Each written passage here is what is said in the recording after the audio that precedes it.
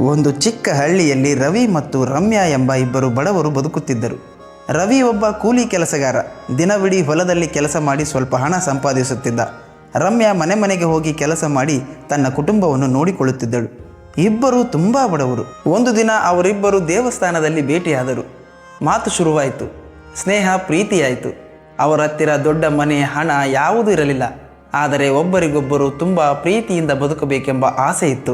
ರವಿ ಹೇಳುತ್ತಿದ್ದ, ನನ್ನ ಬಳಿ ನಿನಗೆ ಕೊಡಲು ಹಣವಿಲ್ಲ ರಮ್ಯಾ, ಆದರೆ ನನ್ನ ಜೀವವನ್ನು ಬೇಕಾದರೂ ನಿನಗಾಗಿ ನಾನು ಕೊಡುವೆ ಎಂದು.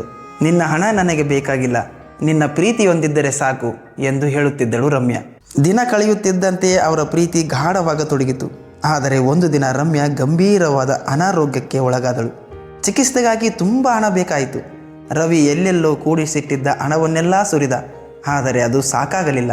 ಅವನು ಹಣಕ್ಕಾಗಿ ಬಂಧು ಬಳಗದವರನ್ನೆಲ್ಲ ಕೇಳುತ್ತಾನೆ, ಆದರೆ ಯಾರೂ ಸಹಾಯ ಮಾಡುವುದಿಲ್ಲ. ಅವನು ಸಿಟಿಗೆ ಹೋಗಿ ಅಲ್ಲಿ ತನ್ನ ಜೀವವನ್ನೇ ಪಣಕ್ಕಿಟ್ಟು ಹಣವನ್ನು ಸಂಪಾದನೆ ಮಾಡಿಕೊಂಡು ತರುತ್ತಾನೆ. ಹಣವನ್ನು ಹಿಡಿದು ಆಸ್ಪತ್ರೆಗೆ ಬಂದಾಗ ರಮ್ಯಾ ಕೊನೆಯ ಉಸಿರಿನಲ್ಲಿದ್ದಳು.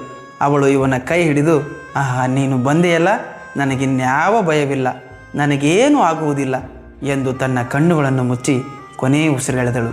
ಆಗ ಅವನು, ನನ್ನ ಪ್ರೀತಿಗೆ ನಿನ್ನ ಬದುಕಿಸಲು ಸಾಧ್ಯವಾಗಲಿಲ್ಲ ಎಂದು ಬಿಕ್ಕಿ ಬಿಕ್ಕಿ ಅಳುತ್ತಾನೆ. ಅಂದಿನಿಂದ ಅವನು ಬದುಕಿದ್ದರೂ ಅವನ ಹೃದಯ ಅವಳ ಜೊತೆಗೆ ಸತ್ತು ಹೋಗಿತ್ತು. ಪ್ರೀತಿ ಎಂದರೆ ಹಣ, ಆಸ್ತಿಯಲ್ಲ.